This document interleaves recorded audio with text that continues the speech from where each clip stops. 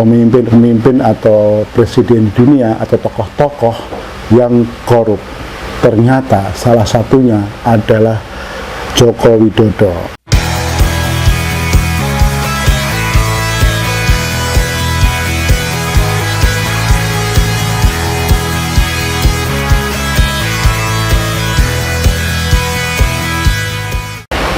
Sebuah kabar yang mengejutkan di akhir tahun 2024 ini, yaitu mantan Presiden Republik Indonesia Joko Widodo mendapatkan gelar yang luar biasa, yaitu sebagai Person of the Year versi OCCRP, sebuah organisasi wartawan jurnalistik bidang investigasi yang secara khusus membuat suatu proyek untuk mengawasi dan membuat survei pemimpin-pemimpin atau presiden di dunia atau tokoh-tokoh yang korup.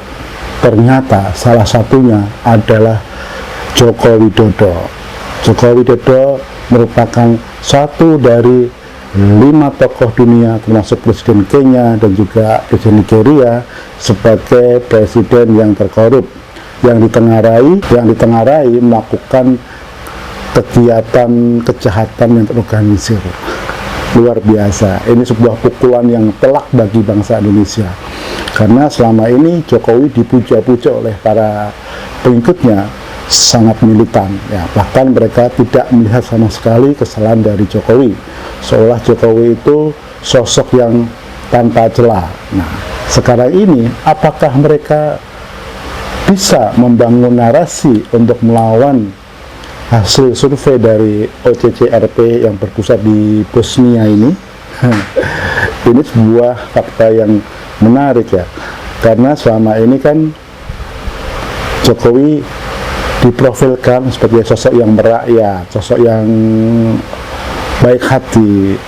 Belakangan terbukti atau terbuka bahwa Jokowi tidak seperti yang menjadi angan-angan atau menjadi pikiran banyak orang. Fakta hari ini kita disuguhi banyak masalah, mulai dari hutang kita yang menumpuk, yang akhirnya APBN kita tidak mempunyai ruang fiskal lagi untuk mensejahterakan rakyat. Nah, diimbuin lagi pada hari ini tanggal 31 Desember 2024, Presiden terpilih Prabowo mengumumkan kenaikan PPN 12% per 1 Januari 2025. Apakah dampaknya bagi masyarakat seperti apa? Yang jelas aksi-aksi penolakan di berbagai daerah, terutama dari mahasiswa, sekarang sedang bergulir. Terakhir hari ini di Sumatera Utara, mahasiswa Aliansi BEM di Sumatera Utara menduduki kantor paripurna DPRD Provinsi Sumatera Utara. Suatu yang ironi, ya, yang mestinya seorang presiden itu meninggalkan legacy yang baik, ya, nama yang baik, ya, tapi justru ini ironi dengan Presiden Jokowi, ya.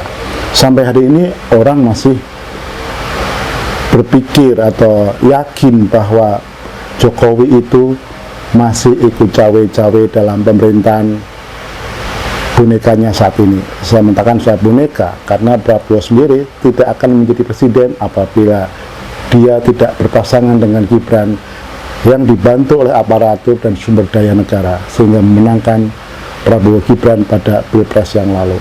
Barangkali orang akan mengatakan, saya itu orang PDIP. Saya bukan orang PDIP, saya bukan orang partai, jadi saya bebas mengatakan saya jelata biasa yang melihat dengan mata yang jernih secara logis bahwa apa yang terjadi hari ini itu adalah sebuah bentuk kondisi yang tidak baik bagi rakyat Indonesia ke depan.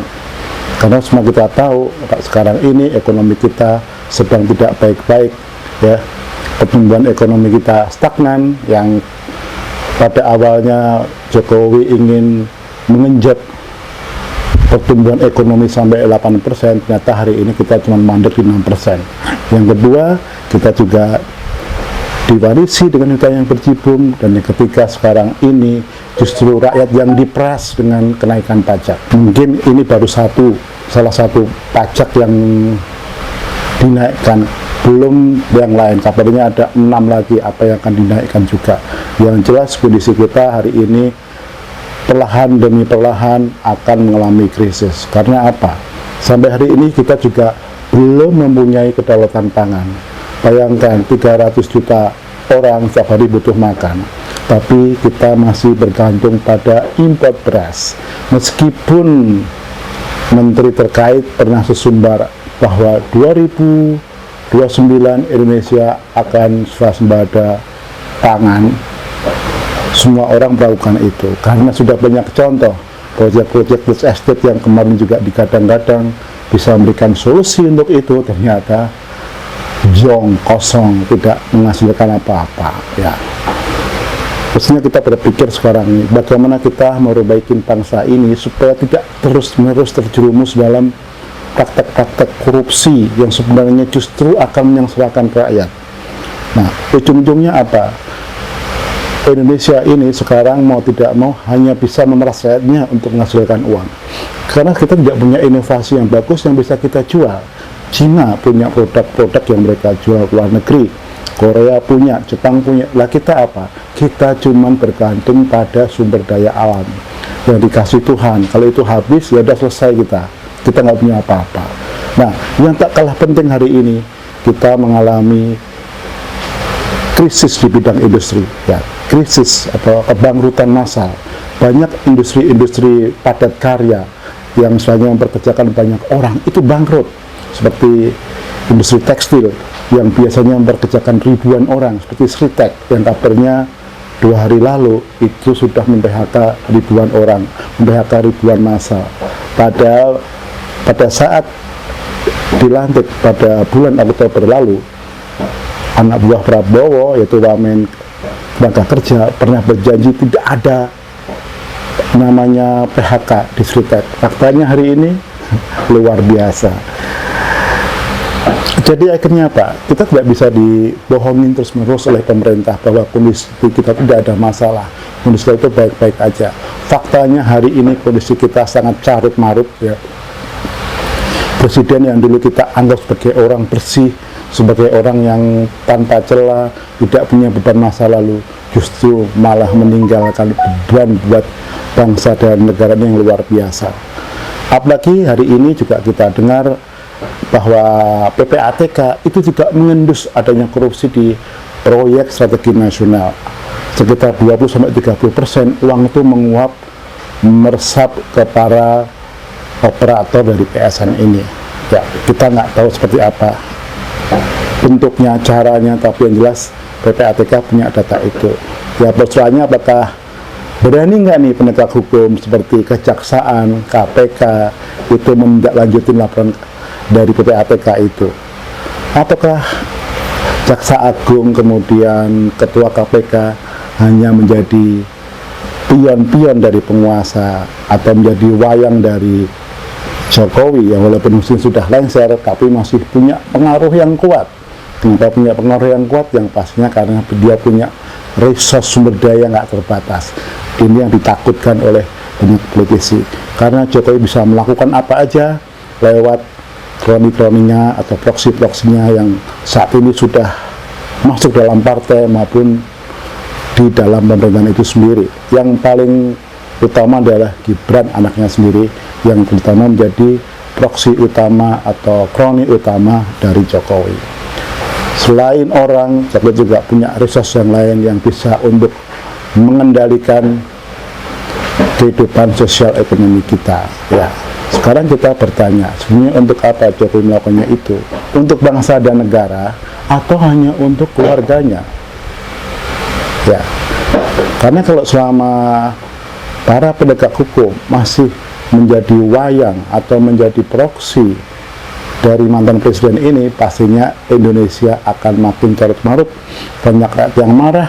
Apalagi kebijakan pemerintah sekarang ini justru bukan untuk meningkatkan kesejahteraan, tapi malah justru menyengsarakan rakyat. Padahal tujuan bangsa ini dibentuk, Indonesia ini adalah untuk mensejahterakan rakyat Indonesia lahir dan batin, bukan untuk menyengsarakan rakyat Indonesia lahir dan batin seperti apa yang jadi sekarang. Ekonomi sulit, pengangguran, naikkan harga ya, komoditas yang tinggi, inflasi tinggi, ya itu pasti akan menyusahkan rakyat. Apalagi kalau kita bicara mereka yang bekerja pun juga tidak akan sejahtera. Gaji mereka juga masih jauh untuk memenuhi kebutuhan fisik minimum sehari-hari seperti sandang, pangan, perumahan, dan biaya-biaya sosial lainnya. Ya. Apakah kita akan membiarkan seperti itu terus kehidupan bangsa ini? Ya, semua tergantung kita. Apakah kita akan diam, ataukah kita akan melawan untuk memperbaiki keadaan ini? Tulis komentar Anda di bawah ini.